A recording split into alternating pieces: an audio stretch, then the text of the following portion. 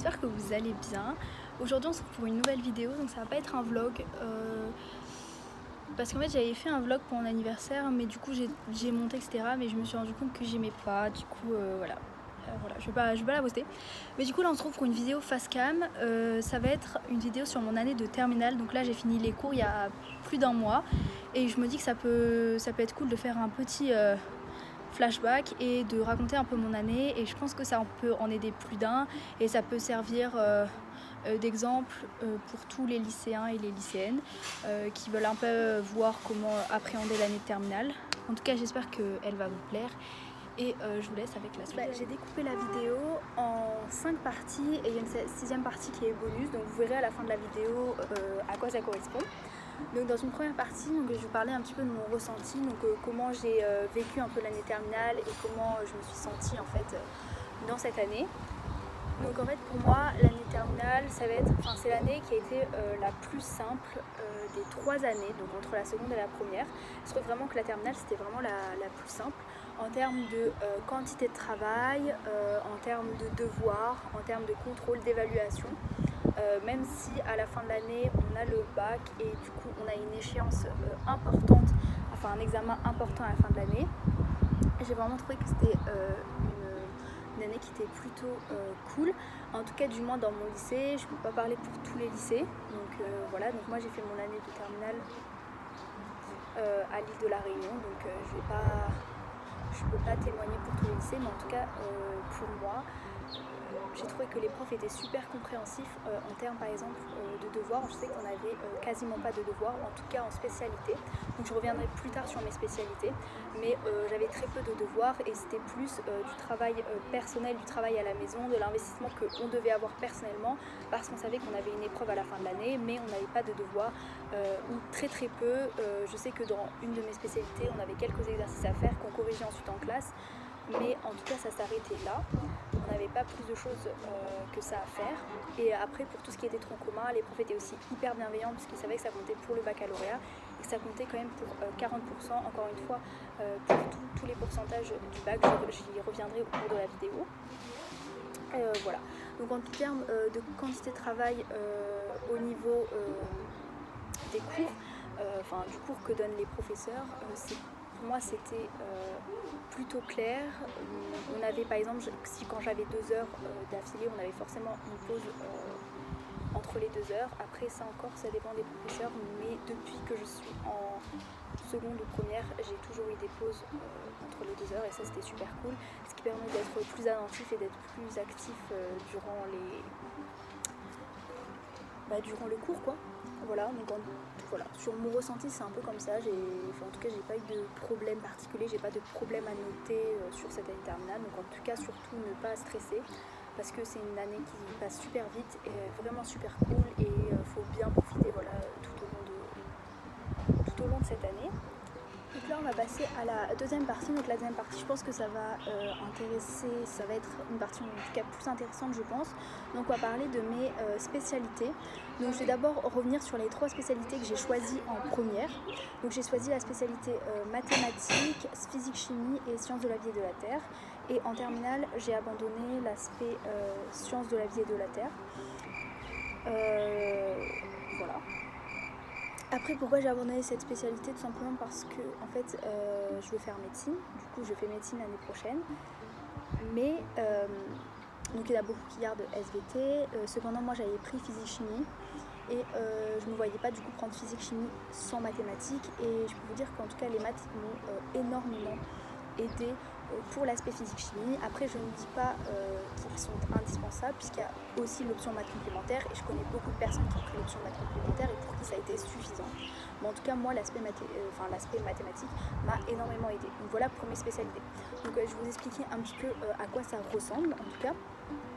Au niveau de l'aspect maths, donc c'est la spécialité que je préférais. Le programme est vraiment super cool.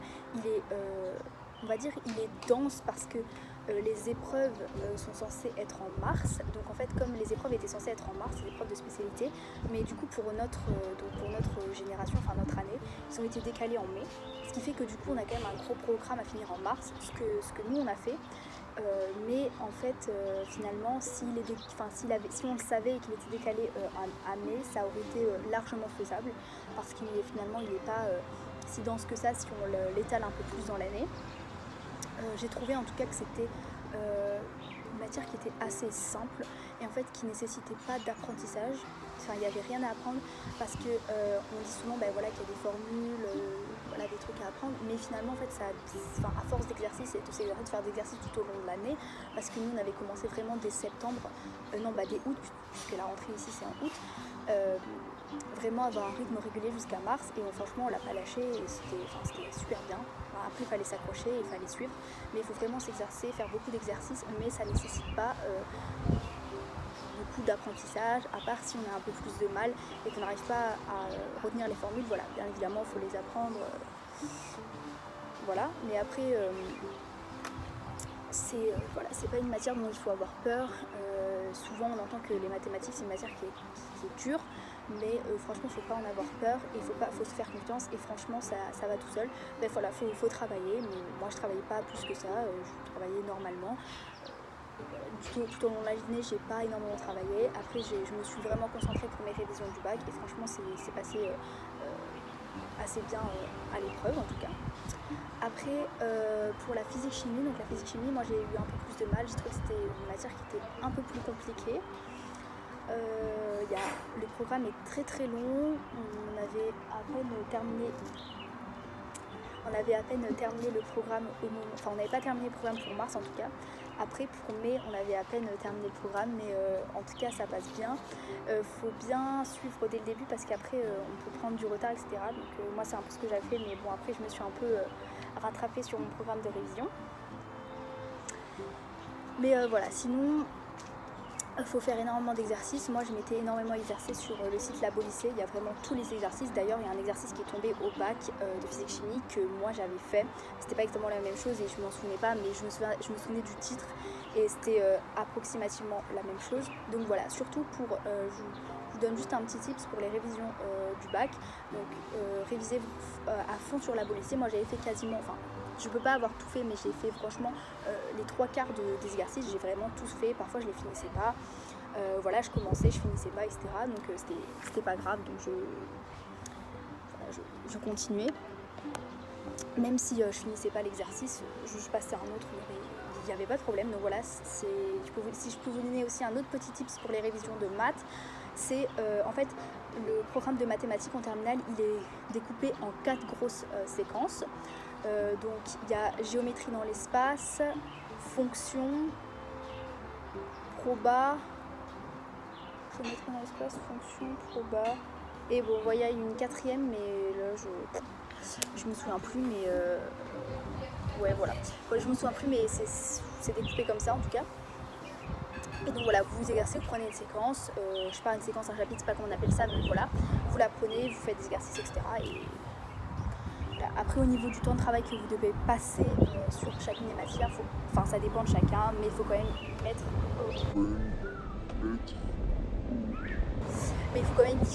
y mettre de l'investissement parce que ça compte quand même coefficient 16 pour le bac. En tout cas je vais revenir avant de clôturer cette partie sur les fournitures que j'avais. En physique chimie j'avais un cahier au tout début de l'année où je notais par contre pas mes leçons parce que le prof distribuait que des polis à trous, donc on devait compléter, mais pour mes exercices, sauf qu'après après quelques mois j'ai abandonné le cahier et je faisais des exercices que sur des feuilles. Et pareil pour les maths, j'avais un cahier d'exercice, un cahier de leçons, mais après j'ai fait tout sur des feuilles, que ce soit leçons ou exercices.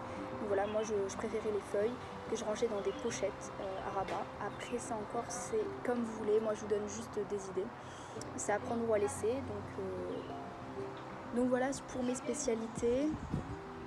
Après, si je peux revenir un peu sur la spécialité SVT que j'avais en première, même si c'est une vidéo consacrée à la terminale, surtout s'il y a les premières qui regardent, surtout à ne pas négliger. enfin des futures premières, parce que ça compte quand même coefficient 5 pour le bac, donc s'investir pour la matière qu'on abandonne. C'est une matière qui est assez de par cœur en tout cas. Moi j'ai trouvé quand j'étais en première, c'était un truc matière beaucoup de par cœur. Il y a une toute petite partie de géologie, donc étude des pierres, des minéraux, etc. Sinon c'est plus de la génétique et franchement c'était cool comme matière. Pour la troisième partie, on va parler plus de la gestion des activités extrascolaires et de l'année terminale. Donc moi je vais parler plus du coup de la gestion des cours et de la natation, parce que du coup j'ai continué à faire de la natation tout au long de l'année.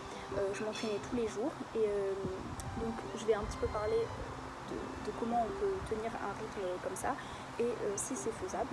En tout cas pour moi ça a été entièrement faisable et je pense que si je l'ai fait, je pense que tout le monde peut le faire.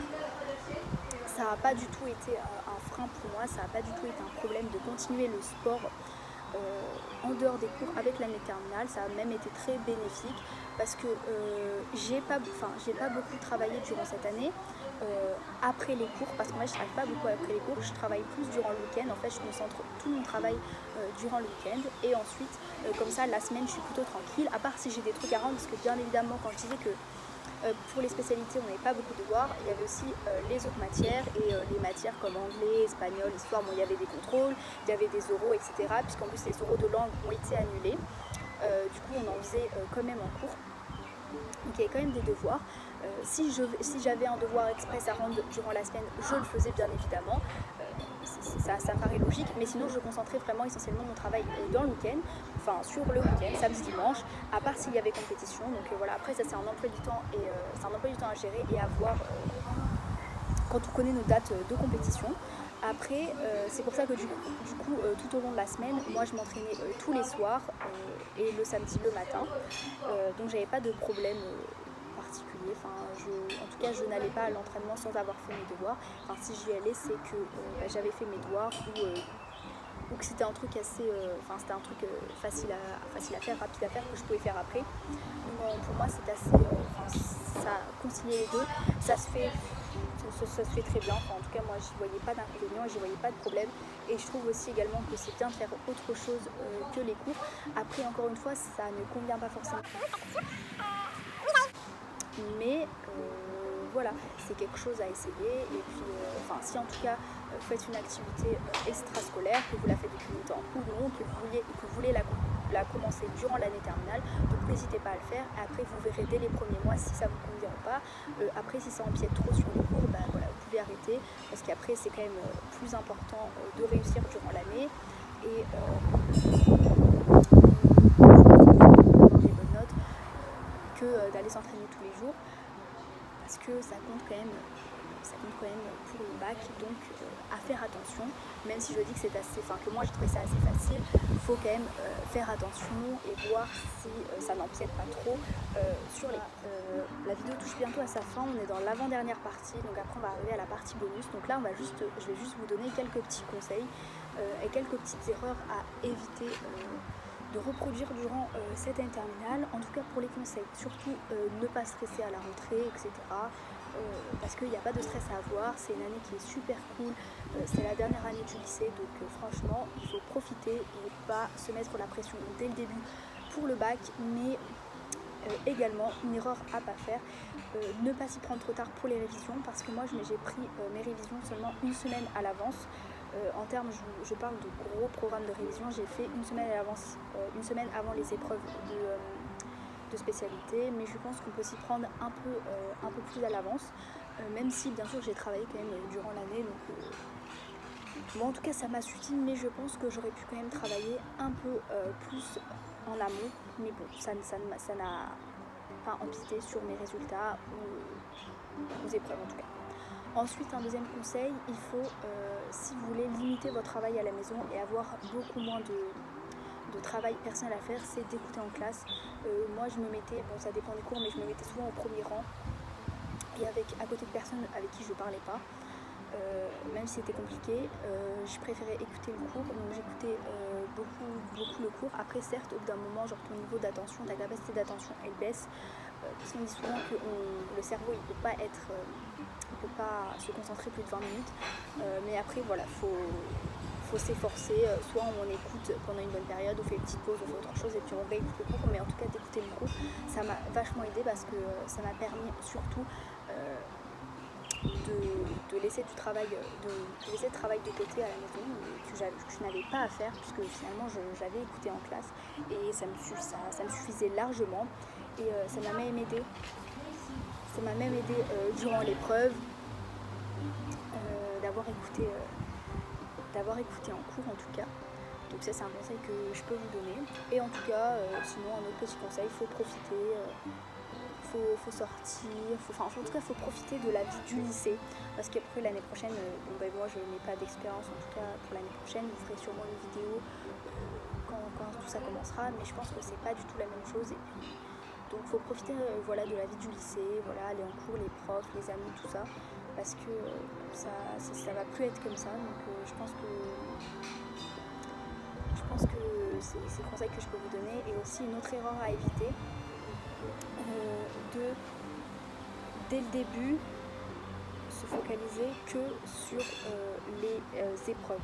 Parce qu'en fait vous allez avoir, que sur les épreuves du bac, parce que vous allez avoir en fait d'autres contrôles et d'autres épreuves durant l'année qui vont concerner par exemple le tronc commun, du coup je vais y venir juste après, qui est aussi également très très important. Donc c'est quand même une erreur de se concentrer que sur les épreuves de spécialité par exemple et de négliger les autres contrôles parce qu'ils vont compter quand même beaucoup pour votre bac. Donc comment il est découpé le bac?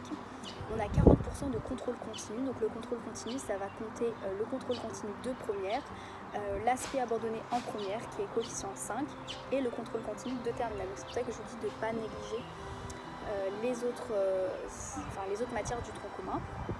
Ensuite vous allez avoir 60% de vos épreuves, donc coefficient 5 l'écrit de français, coefficient 5 l'oral de français que vous passez en première, coefficient 16 la spécialité 1, coefficient 16 la spécialité 2, coefficient 8 la philosophie et coefficient 10 le grand oral. Et ces deux dernières épreuves vous allez les passer en juin.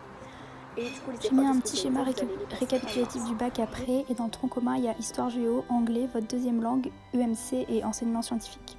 Surtout, garder un pied dans à peu près toutes les matières, ne pas laisser une matière à l'abandon parce que ça peut vous permettre de grappiller beaucoup de points. Moi en tout cas j'avais pas un très bon contrôle continu en première, de mon point de vue en tout cas, mais j'avais un excellent contrôle continu en terminale, donc ça m'a permis de contrebalancer en tout cas.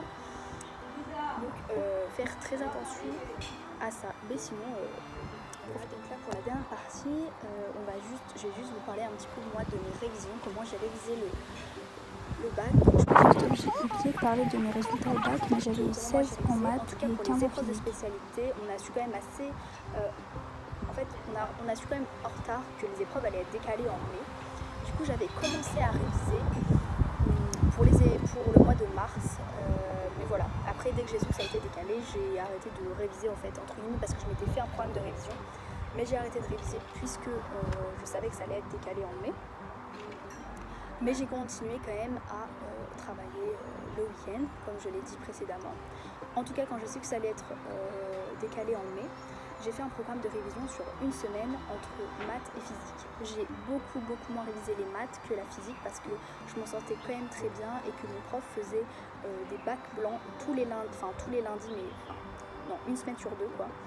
Le lundi parce qu'on avait 3 heures et on faisait des bacs blancs sur 3 heures et en fait ça nous entraînait vachement, donc on n'avait pas besoin de réviser plus que ça à la maison. Sinon j'ai fait un gros programme de révision pour la physique chimie, donc sur une semaine, et ça traitait vraiment, ça balayait un peu tous les chapitres.